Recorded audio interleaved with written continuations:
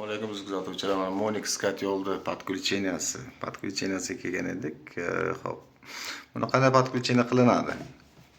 Birinchi navbat yo'l tokka tiqmasdan suv bosimini tekshirasiz. Suv bosimi 0 ga tushgan bo'lsa, zapravka qilish kerak bo'ladi. Uning uchun buni qora jo'mragini chapga ochamiz. Chapga ochilgandan keyin pastida, o'shaning to'g'risida pastida ventil bo'ladi. Bir xillarda bo'lmaydi, bir xillarda bo'ladi. O'shani burab ochasiz mana. Ochganingizdan keyin suv bosimi kirib, datchigimiz 1 ga ko'tariladi. 1 ga ko'tarilgandan keyin 1 ga keldi. 1 ga kelgandan keyin bu ventilni qaytarib yopasiz.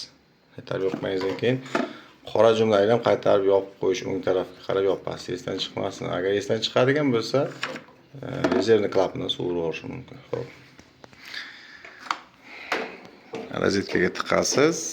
Keyin gazli ventilini e'tiborli bo'lingizlar. Gazli ventilini yarim оборот ochib qo'yish kerak, polni emas.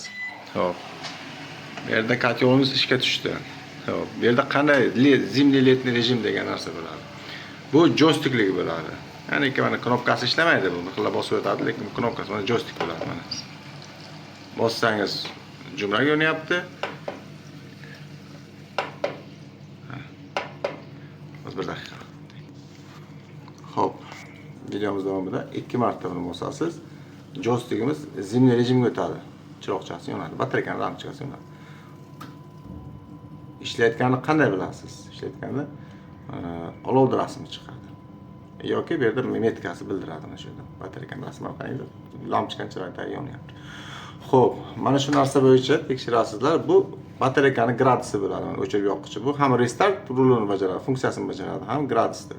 75 norma. Uni baland qo'ymaydilar. Sababi pastdagi payka turbalar bardoshi yetmasligi mumkin. Любой joyda utechka qo'yib yuborishi mumkin.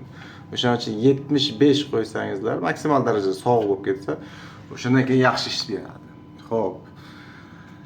Gaz o'chib yonsa yoki suv bosimi tushib ketadigan bo'lsa, suvni zapravka qilasizlar. Gaz o'chib yonadigan yoki gaz pasayib ketadigan bo'lsa, bitta restart o'zidan o'chirib yoqasizlar bo'ldi. Zimniy letniy rejimga mana shuni o'zi bilan bosib o'tkazasizlar. Bu chunki adna kontur bo'lgani uchun zaglishga qilib qo'ygan, adna konturda ishlaydi.